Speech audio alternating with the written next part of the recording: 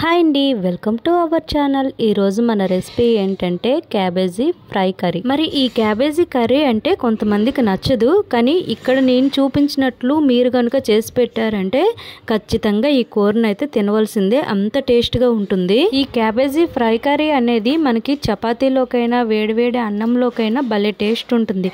మరి ఇంత టేస్టీ కర్రీని ఎలా ప్రిపేర్ చేయాలో ఇప్పుడు మనం చూసేద్దాం. ఇక్కడ నేను ఒక క్యాబేజీని తీసుకొని దీన్ని నీట్గా వాష్ చేసిన తర్వాత చిన్న ముక్కలుగా అయితే కట్ చేసుకున్నాను. ఇలా కట్ చేసిన ముక్కల్ని పక్కన పెడదాము. అలానే దీంతో పాటుగా శనగపప్పును అయితే ముందుగా నానపెట్టుకొని పక్కన ఉంచుకుందాము. ఇప్పుడు స్టవ్ పైన ఒక ప్యాన్ పెట్టి ప్యాన్ హీట్ ఎక్కిన తర్వాత 2-3 టేబుల్ స్పూన్ల దాకా ఆయిల్ వేసుకుందాము.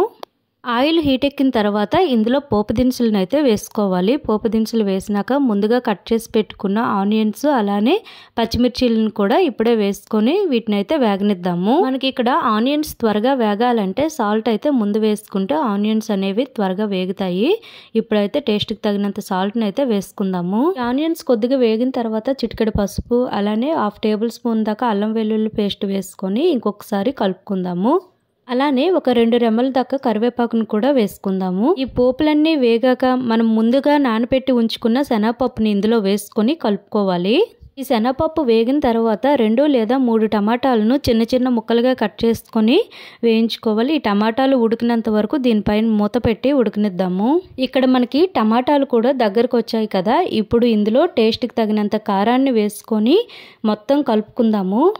ఇలా కలుపుకున్న తర్వాత మనం ముందుగా కట్ చేసి పెట్టుకున్న క్యాబేజీ ముక్కలు ఉంటాయి కదా, క్యాబేజీ ముక్కలను అయితే ఇందులో వేసుకొని ఈ పోపు అంతా కూడా క్యాబేజీ ముక్కలకు పట్టేటట్లు మొత్తం కలుపుకొని దీనిపైన మూత పెట్టి వేగనిద్దాము. ఈ కర్రీని మనము మధ్యలో తీసి కలుపుతూ ఉండాలి, లేదంటే అడుగు అంటుకుపోతుంది. ఎందుకంటే ఇందులో మనము ఎటువంటి వాటర్ యాడ్ చేయం కాబట్టి ఈ కళాయి అడుగు అనేది మాడిపోకుండా చూసుకోవాలి.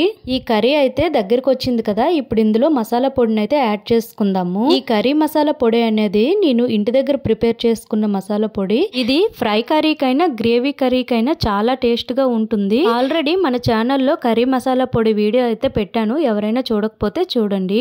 ఇక్కడ మనకి టేస్టీ క్యాబేజీ ఫ్రై కర్రీ అయితే రెడీ అయిపోయింది. ఈ క్యాబేజీలో చాలా ఎక్కువగా పోషకాలు ఉంటాయి, అలానే ఇమ్యూనిటీ బూస్ట్ చేసే గుణాలు కూడా అధికంగా ఉంటాయి. మరి ఇంత టేస్టీ హెల్తీ కర్రీని మీరు కూడా ఒకసారి ట్రై చేసి చూడండి. మరి మీకు కనుక ఈ వీడియో నచ్చితే లైక్ చేయండి, షేర్ చేయండి, సబ్స్క్రైబ్ చేసుకోండి. మరికొన్ని వీడియోలతో మళ్ళీ కలుద్దాం. Thank you for watching.